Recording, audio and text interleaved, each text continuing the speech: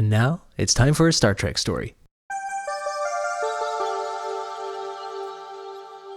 You know, Aaron, we've, on Star Trek, you can't, on occasion, we ask some really good questions because Star Trek likes to every once in a while throw you these big, meaty questions. And, and particularly Deep Space Nine likes to ask these more like, I don't know, what are we going to do? I feel like we've had a good streak of, I don't know. This is a good question. Golly. So I got another one for you today. Okay. Question for today. Does religion have a place in the political sphere? I don't think so. Yeah. But, individuals are going to bring their beliefs in. Sure. Into their jobs. Sure. I think the more we can keep those things separated, the better. Because they're just two separate agendas. I feel like, there's the religious agenda, which is kind of, we could talk about that for days. Yep. But political agenda tends to be more centered on progress and moving humanity forward. Living together as a society. Yeah. And religion kind of tends to try to hold a lot of that back, which is why I say they need to be separate. Almost as, if only there were some sort of separation of church and state. Doesn't exist. Then you think about, I don't know, Italy. Oh, yeah. When they had two popes. Oh, yeah. No good. Religion was the government. Yep. It's wild times. That's funny they bring that up, that kind of, Catholicism, because that's kind of what we're kind of getting into, not Catholicism per se, but that kind of thing in today's episode of Star Trek Stories. Yay! This is episode 56, In the Hands of the Prophets. I am your secular host, Jaron Hatch, and I'm joined here by my sacred co-host, Aaron Cola. Hello, Aaron. Yes, I am suing you for infringing on my secular rights. Can we take down that nativity scene in front of the Civic Building, please? It offends me. Yes, welcome to the show, everyone. We are rolling merrily along with our look at Deep Space Nine and the end of TNG. Last time we watched Duet, where our good friend Toby came on to help us observe Major Kira interrogate our Cardassian file clerk, who then turned out to be a war criminal, who then actually turned out to be a file clerk after all, who then turned out to be dead at the end of the episode. Oh, wow, what a roller coaster. Today we have a brand new guest host on with us. Sitting in the captain's chair, we have the very lovely Sammee Jackman with us today. Yay! Yeah, I'm not gonna lie. I will come back just for this chair. Just for the chair. Yeah, it is very comfortable, and I feel very powerful and very in charge. Engaged, you might say. I feel engaged. But will you make it so? Oh, Sammee? I will make it go if I need to. Came for the Star Trek, stayed for the chair. Yeah, stay for the chair. For those who don't know, Sammee and I first met at Sundance Film Festival way back in the day. Way back in the day. And then we later worked together selling tickets with Salt Lake County Arts and Culture. Yeah. Always selling tickets. Yep. That was our thing. But we, if we're being honest, we spent most of our time not selling tickets, but talking all things nerd and Star Trek. Nerdy. I always loved when we had specific coworkers that were like, "Nope, I am not engaging in any of this," and they would go and sit on the opposite end. Over there. Yeah. They're like, Jaron and Sammee are working together. It's not gonna be quiet. We're over here. Oh man, in season 7 when like Kai Wynn and Goldie Cat they get in bed together, like, what the fuck, man? Damn.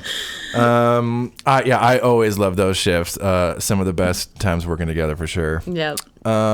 You are also involved in the performing arts scene. Yes. Here in Salt Lake City, which I think we've maybe touched on a little. Salt Lake, for a city of its size, does have a fairly robust art scene for a city of its size. Yeah.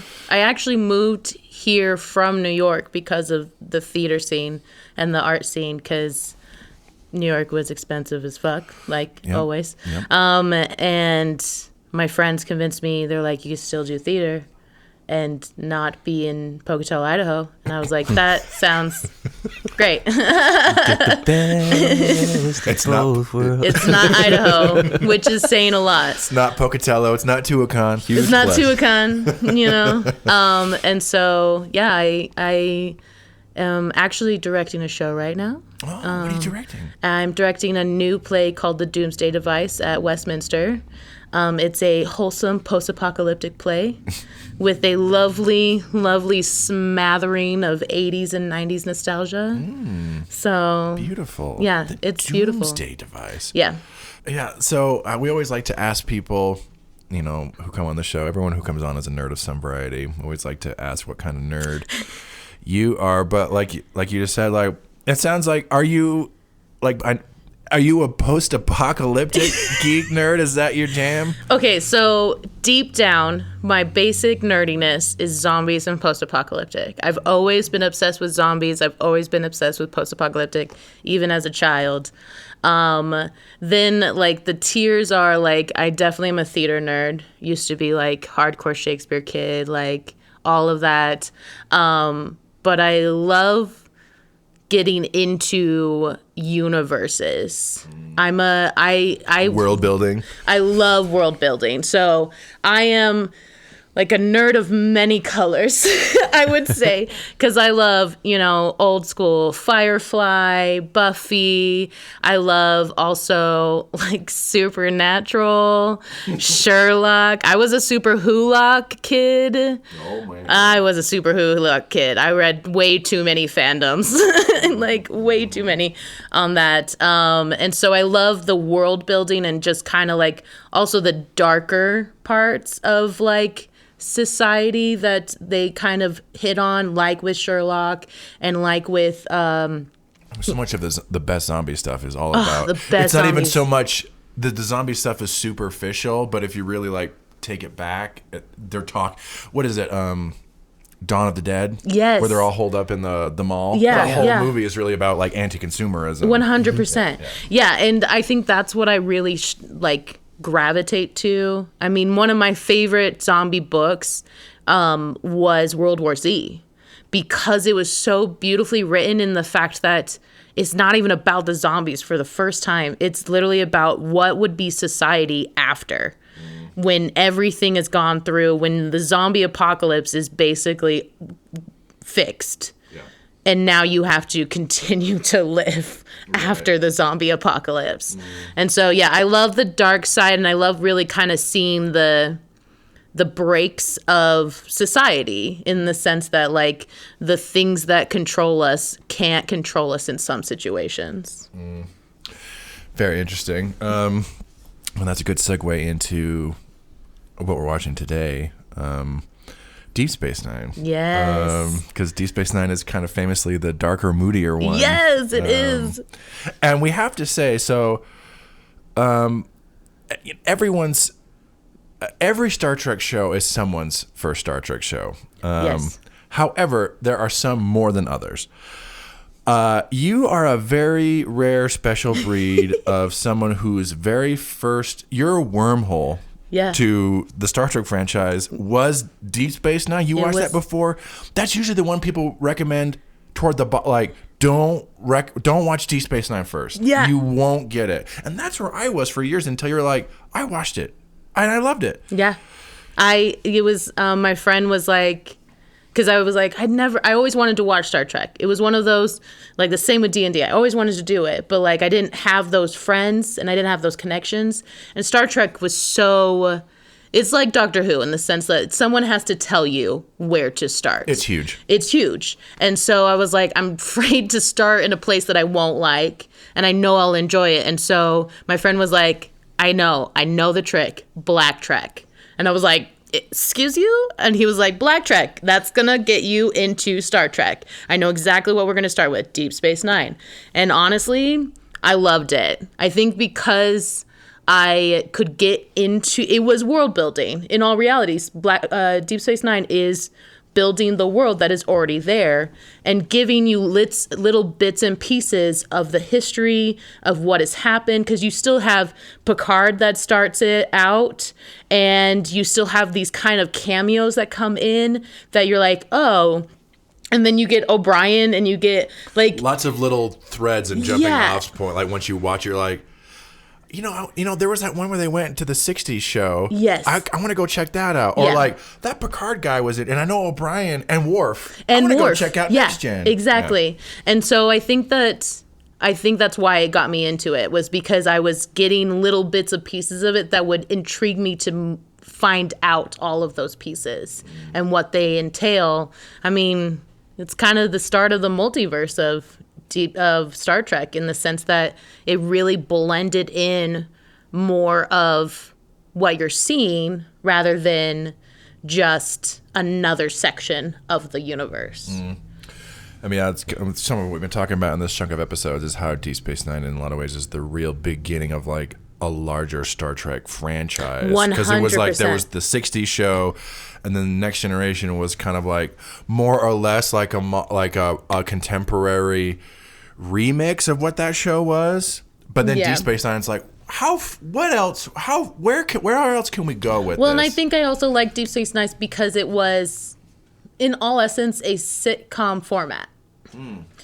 It's the kind of monster of the week that you can do more with because they're at a station. They're not in a ship in real outside in the world trying to discover other things. Like, it's just day to day. This is what they do every day. Is every morning Odo is mad at Quark for something, you know? Like, that is the usual every single day. And then sometimes something's happen. And then sometimes an episode is literally just the boring day to day. And what does that like entail? And I think that's what also got me in, is because it wasn't a full space show. It was a show in space. Before we get into what we're watching, coming back to Deep Space Nine being kind of the more sticky, messy one. Yeah. Coming to our question from earlier, what do you think? And you know, this religion certainly ends up playing a big part in Deep Space Nine. Oh, huge. What do you think? Does religion have a place in the political sphere?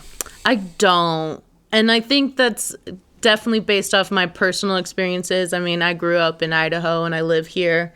And so I feel it every single day. Even like, because I think the problem with involving religion in politics is that it is inherently going to misrepresent who needs the leadership more and who needs services more.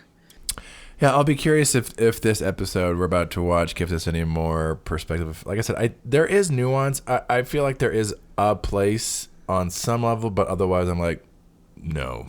Yeah. No. So, but I guess we'll see. We'll see if this episode gives us any more to talk about. Everyone at home, we are watching today In the Hands of the Prophets. In the hands of the prophet.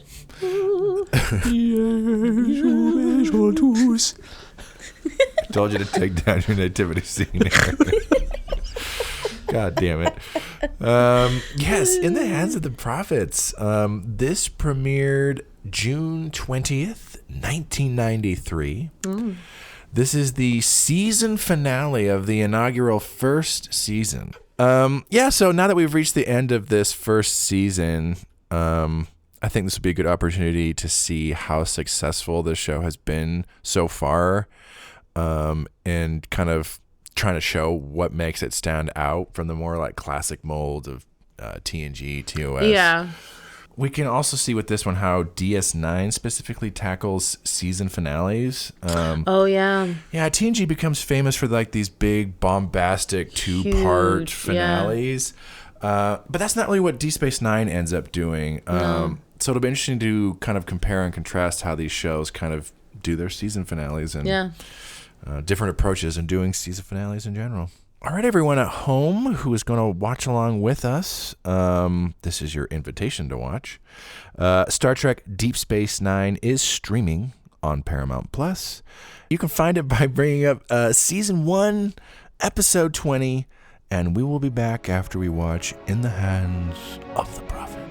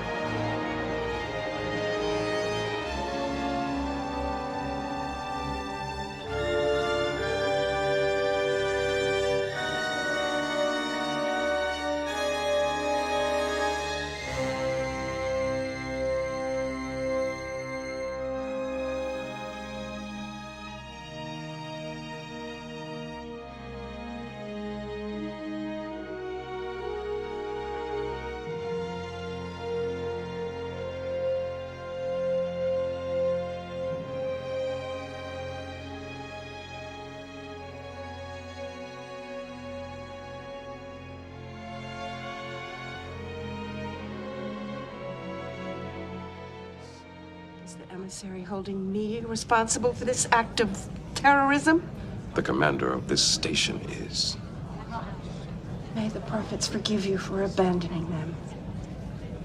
You claim the prophets as your personal constituency vetted win. I'm not convinced that's justified. Who do you speak for? An order that's barely listened to in your assembly. So you come here looking for a more receptive audience. Is that what your friend Vedic Barile told you? He's as misguided as you are. No, that's not fair. You are not simply misguided as I once thought. Now I see you want nothing less than to destroy us. Destroy you? You live without a soul, Commander. You and your Federation exist in a universe of darkness, and you would drag us in there with you. But we will not go. You have just made your first mistake, Vedic. Have I? The Bajorans who have lived with us on the station, who have worked with us for months, who helped us move this station to protect the wormhole, who joined us to explore the Gamma Quadrant, who have begun to build the future of Bajor with us. These people know that we are neither the enemy nor the devil. We don't always agree. We have some damn good fights, in fact. But we always come away from them with a little better understanding and appreciation of each other. You won't succeed here. The school will reopen, and when your rhetoric gets old, the Bajoran parents will bring their children back. We'll see.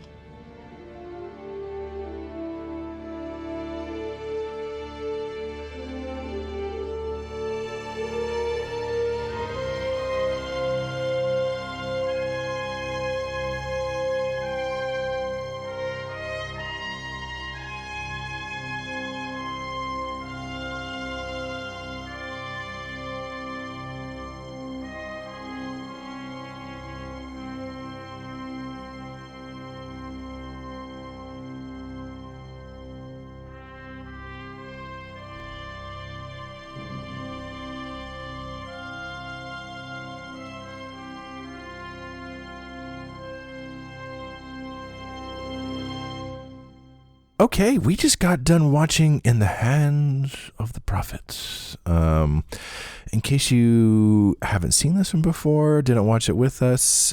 So in this one, essentially what happens is Kate O'Brien, the school teacher, we've established that she has started a school. She's teaching a lesson about the wormhole, and then a Bajoran religious fundamentalist steps into the classroom at this particular moment to observe the class and objects to how she's teaching about the wormhole because she's just teaching the science about it. And she's like, well, but the prophets. This character, of course, being the legendary recurring character Vedic Wynn. Vedic Wynn starts a whole campaign to basically like shut the school down, or how basically talking about how the Federation is here to corrupt us with all their secular morals, and Cisco is trying to figure out how to deal with this situation because he's like, we have to make room for the Bajoran spiritual beliefs, but I also need to be able to like have the schools like be able to cater, like teach all children. And he eventually goes to Bajor and meets with another spiritual leader, Vedic Barile, who is like the guy on track to become like the next Kai, because we recently lost Kai Opaka. And he's a much more kind of open-minded kind of guy, but he's like, I can't help you right now. Like I'm on track to be Kai, but eventually there's like a terrorist attack on the school, and there's an explosion, and things really escalate. So like he comes to the station to speak toward peace. During all of this, there is like a little strange murder investigation that's going on in the background, where it looks like one of the technicians was killed while working in a conduit, and they're trying to figure out what's going on. It turns out that Chief O'Brien's assistant is behind all this and has been secretly working for an escape plan, because she is planning to assassinate Vedic Barile during like when he comes to the station to preach for peace. And even though there's no proof, like the assassination is averted, and Kira strongly suspects that the whole reason why any of this happened is because Vedic Wynn, who has started this whole school hubbub, wants to assassinate Vedic Barile because he's on track to become Kai and she wants to become Kai. And in the end, like Kira and Cisco have a little coming to Jesus moment and realize it's like maybe like we have more in common and maybe we can work together after all. And so ends the first season of Deep Space Nine. We start with initial thoughts. Sammee, initial thoughts coming on off of In the Hands of the Prophets. Oh, yeah, I Star mean, Trek. initial thoughts. Vedic Wynn. Oh, that bitch. Oh, she's such a good bitch.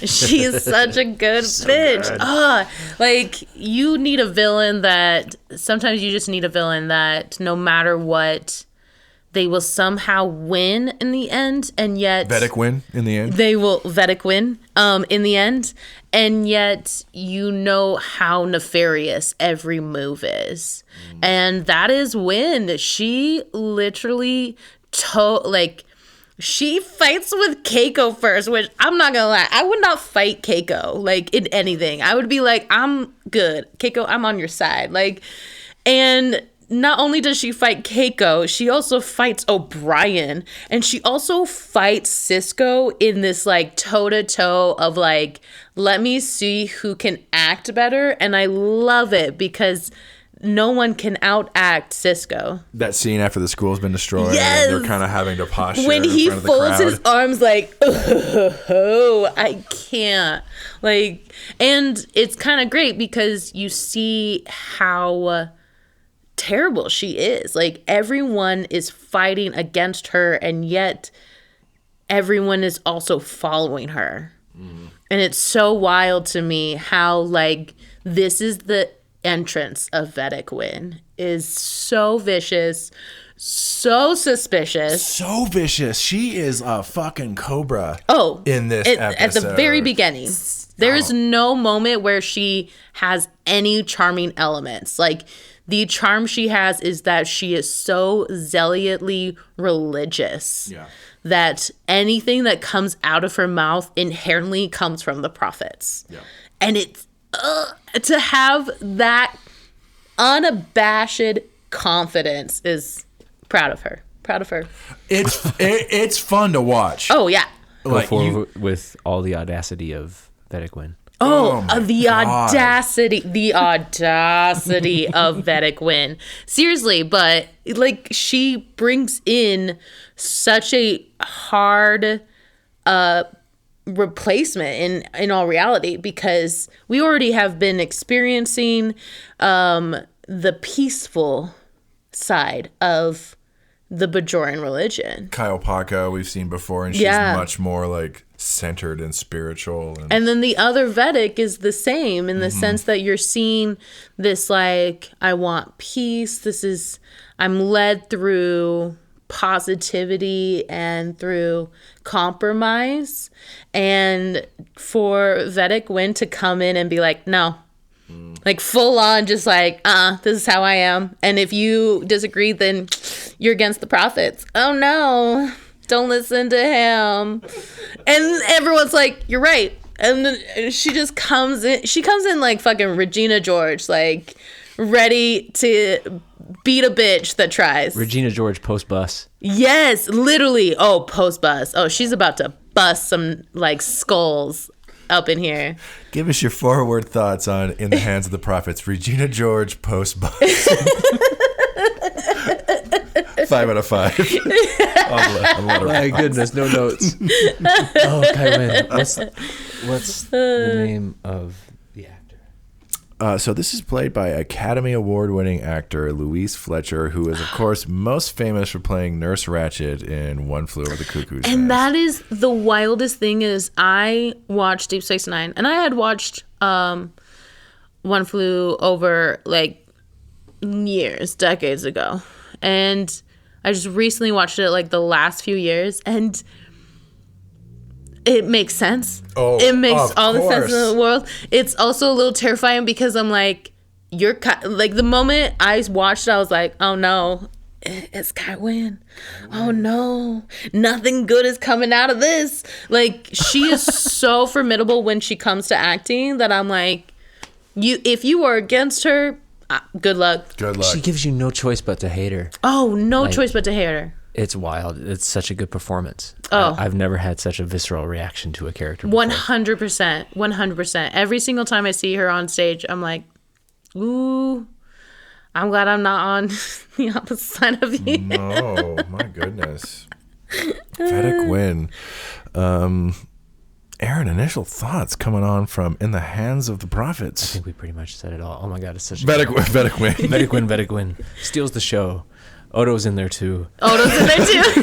The Odo gets to be the grunty sheriff because literally he's dealing with a murder. Yeah, meanwhile, there's a murder going on. There's a murder going on. They fooled us at the beginning of the episode too. It started off so innocent. It's like, oh, this is gonna be a little O'Brien and Keiko episode. Yeah. Watch yourself, O'Brien. And then, whoa. What? And then it takes a 180-degree turn into the 180-degree turn, yeah. God, it's such a mind fuck, this episode. It's so good. And what an introduction to Kai Wynn's character. You're right. Yeah, I think I agree with all of these points. Like, yeah, again, Vedic Wynn, absolutely. Like I said, and like we said earlier, like it's really interesting when you watch this show and go back. You don't, if you're watching it for the first time, you don't necessarily know how big of an impact on the show Vedic Wynn is going to have. But oh boy, does she!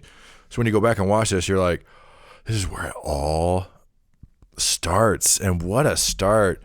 I also liked kind of what you were bringing up about, because we also earlier were talking about how Deep Space Nine will kind of do these A and B plots where oftentimes the A plot is like the big lore moving the meta narrative forward. Yeah. And we definitely get that here because it's Yeah. like this whole season has been so concerned with like the relationship between the Bajorans and the Federation. And it kind of comes to a head in this episode where it's like, and even Sisko and Kira are kind of a little butting heads, even though they kind of have a resolution at the end.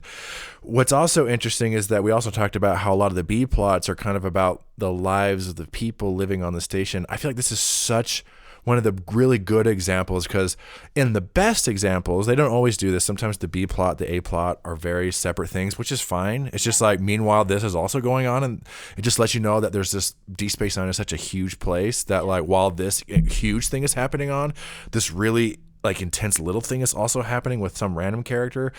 But in this case, we get where we start with a seemingly intimate personal B plot with O'Brien and Keiko, and then having to do with like a coworker that has a crush on you.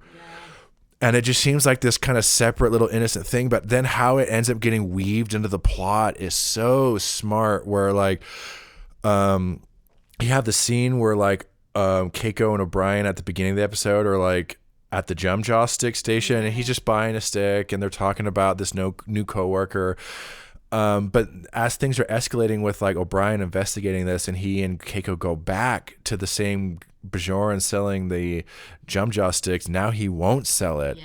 And so they do this really smart kind of, and then by the end you realize, oh my God, this coworker that has a crush on him, she is like working for Vedic Wind to assassinate this guy. And like, both of these plots kind of come together. Yeah, You're she's like, a plant. Oh my God. Yeah. It's so smart how they do that. Yeah. Of course she would fuck up a marriage. She's like, why the fuck not? Why the fuck not? I'm already here, ready to kill somebody. She's like, it's a better alibi.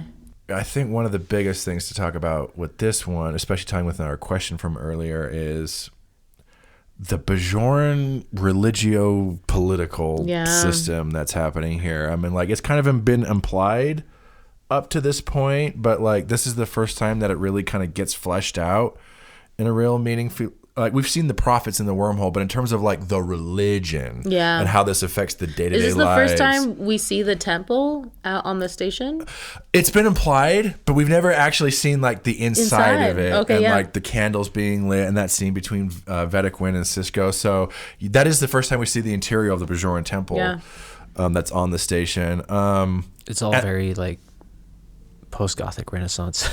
I know. Well, when you brought up the Catholicism thing, I'm like, this is very like old school Catholic, where like the Pope isn't just a religious figure. Yeah. It's like a huge political figure. Yeah. What happened too, it's very smart, like to see the power vacuum that's created from this, and like the spirit, how powerful the spiritual aspect of the Bajoran people is. Like, of course the church would come in and like, of course. And I feel like this had been, I feel like this built because of the war.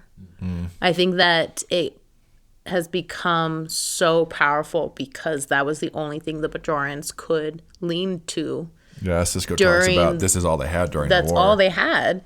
And so you have some of the rebels like Kira that even she says, like, I wish my faith was stronger. So it's still inherently there, which I feel like happens a lot. I mean, the Black community here is inherently religious in the fact that we also still live in Utah, and a lot of communities are still foundation is religion, whether it is the main religion that is here, or if it's just a religion that like everyone goes to a specific church, or at least goes to church.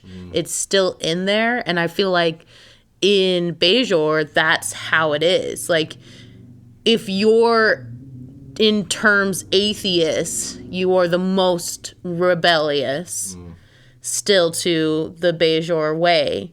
And even like Kira still has faith in some form, and still has that desire to build that faith stronger. There's not a quit of the faith. It is, this is where I am right now. I wish I could be somewhere else. Yeah, it's interesting. So a lot of her character arc in this is her kind of reconcile some, because she has this, and she admits that she's like, you're right. Like, I don't think you are the devil. Yeah. But she does also sympathize and relate to what Vedic Wind is saying, even though she can recognize Wind being a problem. She personally kind of understands where she's coming from, but also sees why that's also problematic. It is a really interesting, complex, emotionally nuanced thing. Vedic Wind definitely came up early on. And we've been talking about this, you know, some of the religio-political system that Bajor has. So we've now been introduced to not just one, but two recurring characters in the show. Vedic Wind, who we've definitely talked about, but also Vedic Barai, who is also ends up being a big part of the show. And so these two characters go on to become, you know, recurring characters in the show right now. They're both jockeying for position to become the leader of the Bajoran religion. What do you guys think? What's our read on these two characters? What do they bring to the table for this show? To show you the yin and yang of spirituality. Yeah, 100%. You know, Yeah. like the paths that you can take as a person in power in a spiritual position. But both of them have to play the political side, which is brought up, and it's very sad. Apparently they teach you politics. Oh, Cisco.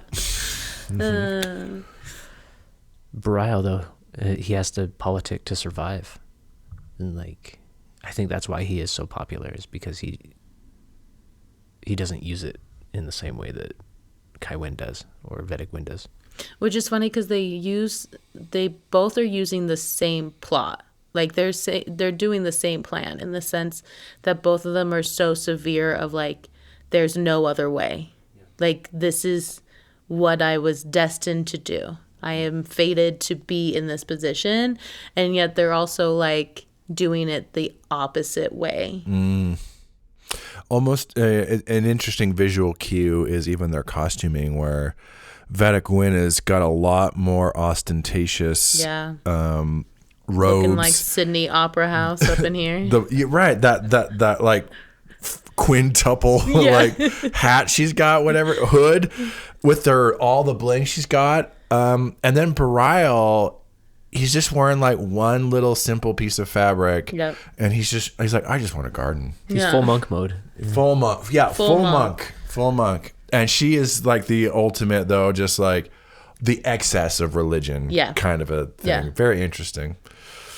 Yeah, you know, one thing I also, coming back to some of the nuances, I really appreciate. It's interesting, like when you bring up, it's like, you know, apparently they also teach you politics. Like you see, just like, oh my God, just this whole episode shows just how messy, and even if you have all one religion united in a political system, how fucking messy it is. But I also appreciate that, like, I love that religion across, like, I think this episode does a good job in showing some of the distinction between religion as an institution versus people who practice religion, and showing how, generally speaking, having this religion as an institution in bed with politics is a bad idea. However, religious people aren't. The only real bad person in this is Vedic Wynn. Yeah. Who is but she's using the institution as a means to get power and to validate her evil. Right. Belial, on the other hand, he's coming into, hey, no, this is not good. Yeah, this is clearly not good, and like it's all about finding peaceful relationships with each other. And even like Kira, as someone who's a follower of the religion, she is more of someone in conflict. And even Neela, O'Brien's assistant, they don't go a lot into detail about her character, but I get the impression, and I'd be curious as to what you guys think, I get the impression this is also someone who is a victim. She strikes me as someone who is a good person. 100%. Who has been caught up in some sort of fundamental fanaticism. Yeah. And she's kind of a victim of this. Well, because she even says, the prophet spoke to me. Yeah. So in all reality, all the action she does is justified. Mm-hmm. Because it was the prophets that told her to do it. And so, I mean, we know that Vedic Wynn did a vetting situation on finding someone that she could exploit. And so, yeah, we also know the ambiguity of the prophets. 100%. They wouldn't say, you need to blow up a school. And then religion, not at all. That's just not their way. No, but she doesn't know that. Yeah. Especially, how long has she been under the spell of Vedic Wynn? Like, how much of a devout Vedic Wynn person is she? Because if she's willing to go undercover to then be a part of an assassination for the prophets. This is deep conditioning. This is grooming to a point that there is no way that she made this plan herself. She is a product and a solution to an issue. Right. You can tell like she's super hesitant about the whole thing. You can tell she definitely has a thing for O'Brien, who was not a Bajoran. It's so sad. And yeah, I think this is part of what's so smart about this whole idea is that Deep Space Nine goes the extra length to say, like, what if the religion on some level had a basis in fact? And it'd be easy to think that, like, you know, what if, whether it be Christianity, Judaism, Islam, whatever, what if one of them ended up being the truth? Yeah. And it's like, you still would not want to base an entire political system around it, because it shows you, it's like, it shows the prophets are real in this universe. Their gods are real. And still, just with how kind of religiosity works as an institution, it is still open to interpretation and misinterpretation and manipulation, and it's still problematic. Intervention. Yes. Because that's the biggest thing that we're seeing is, even in this episode, we're seeing the contrast of how Bajorans deal with Sisko, who is the emissary of the prophets, which should be like, you should be listening to everything he says. But because he is an outsider, they can use that. Vedic Wynn can use that as, no, he doesn't understand our prophets, but I do. And so it shows the inherent, like, conditioning they already have of the fact that they are based off of. The fact is still there. The fact still exists, but it's a telephone version of the fact. It's a really interesting idea, I think. Like, even if you were to show the truth of it all, it's still inherently flawed. It's still inherently flawed. Fascinating. Couple little things I want to get to before we wrap it all up. And you know, and some of this will, particularly for you, Aaron, as we've been watching it. But Sammee, I'd love you to chime in as a Deep Space Nine fan. You know, now that we're at the end of this first season of Deep Space Nine, and we were talking about, you know, looking at how Deep Space Nine distinguishes itself from TNG.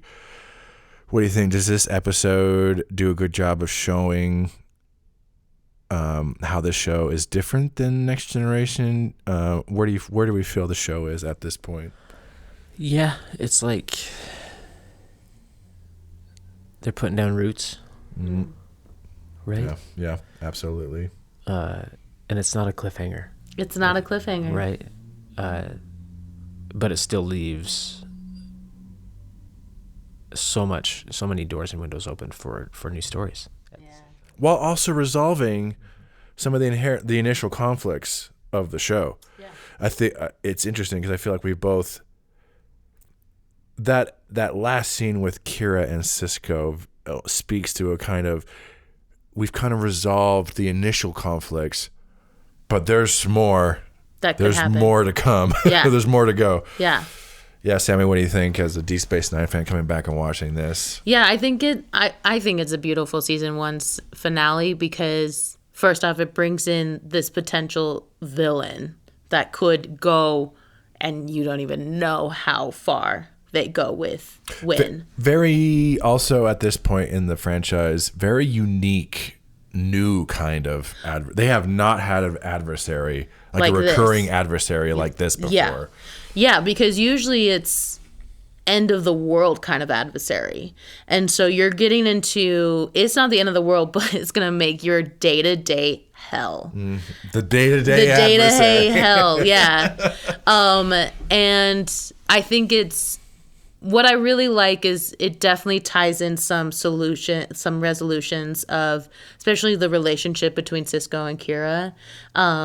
and I think also shows the solidifying of this transition of this Bajoran space station to be a Federation space station, to be a kind of a conglomeration of the universe, and ties in with instead of a cliffhanger, like a tune in next season to see what these characters will want to do. Of things to come. Yeah, kind of you're finally like enjoying these characters and want to see what is happening, and I think that's a nice entrance of the world of Deep Space Nine instead of having an inherent cliffhanger, because I don't think at that point the cliffhanger would keep people excited. It wouldn't be there yet. No, it wouldn't be there. And I think that's also very smart of them, because once we get into the Dominion Wars, you're like, what is gonna happen? Like, you are so stuck in it that you're like, I can't wait for another season. Like, I need this now. Yeah. And so I think it really is the perfect way to be different than TNG, in the fact that, especially because if you think about it, TNG is like crisis after crisis after crisis, and like huge crises. Like the first episode, crisis, and you're like, okay, I'm on trial for the crimes of humanity. Like, you're like, oh, okay.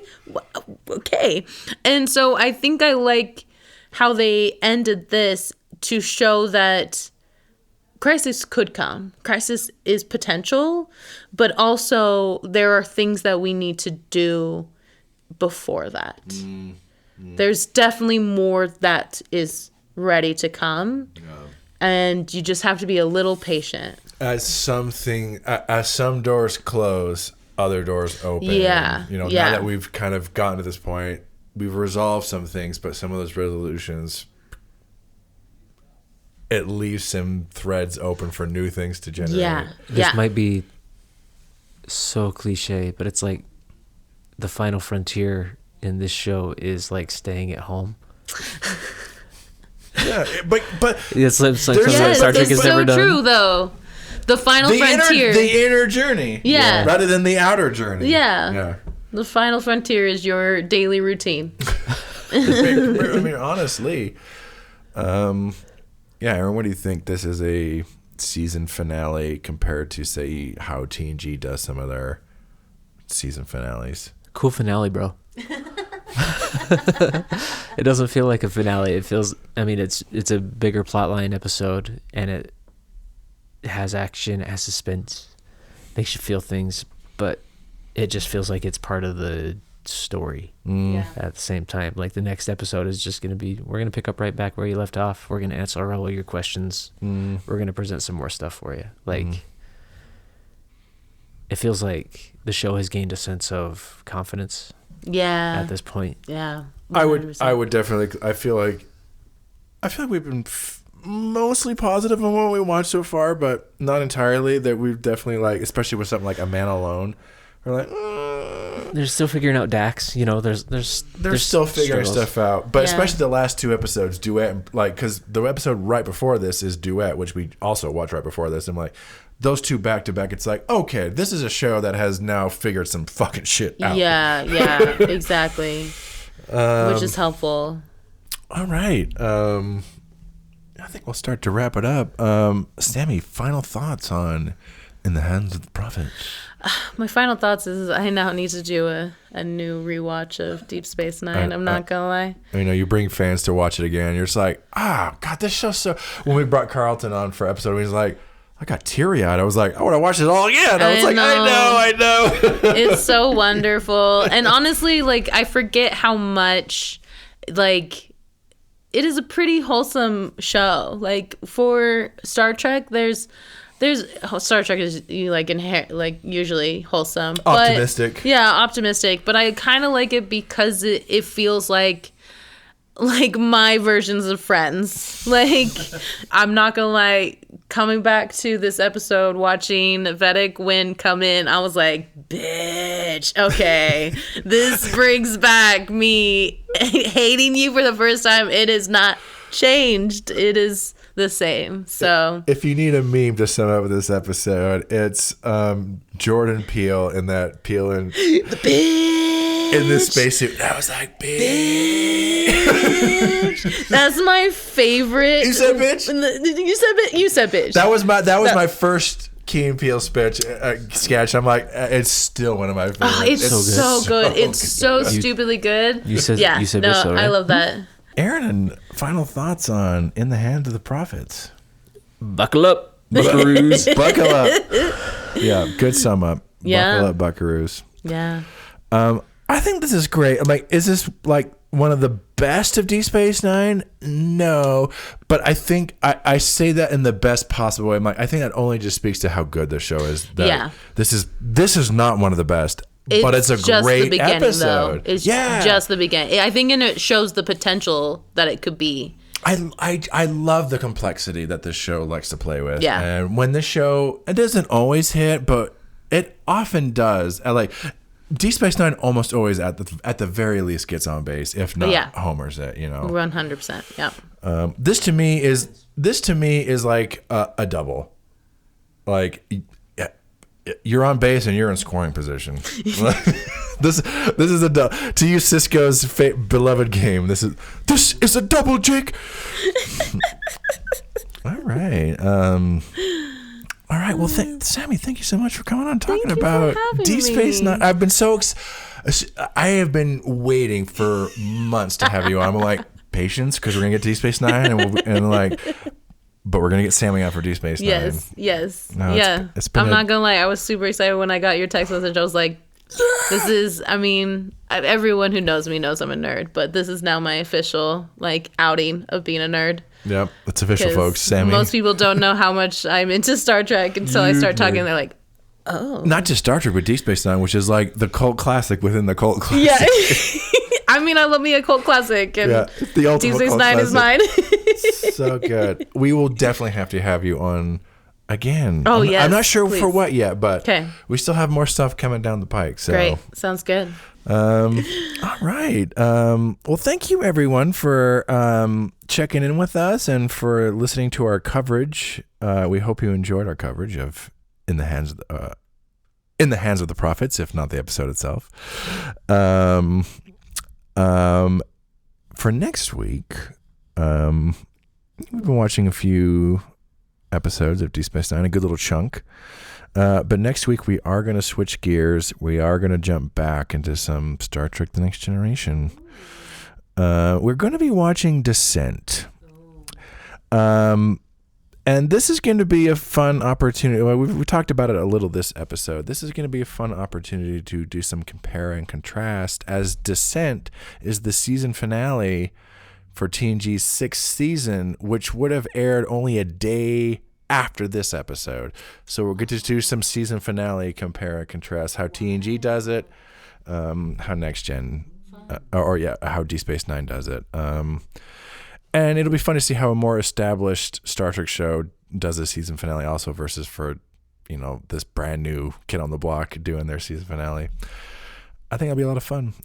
Also, our very good friend Mark Nelson is going to be back on the show to talk about that one with us. So that's going to be a lot of fun. All right, everyone. Thank you so much. Aaron, as always, thank you. Jaron, thank you. Sammee, thank you so much. Aaron, Jaron, thank you. Good night, dear Bob. Sammee, again, thank you so much. Good night, dear Bob. Thank you, everyone. Thank you, dozens. Thank you, dozens. Dozens of millions. Dozens of millions. We will see you all next time. Hopefully, not in a school that's being actively bombed. Good night, everyone.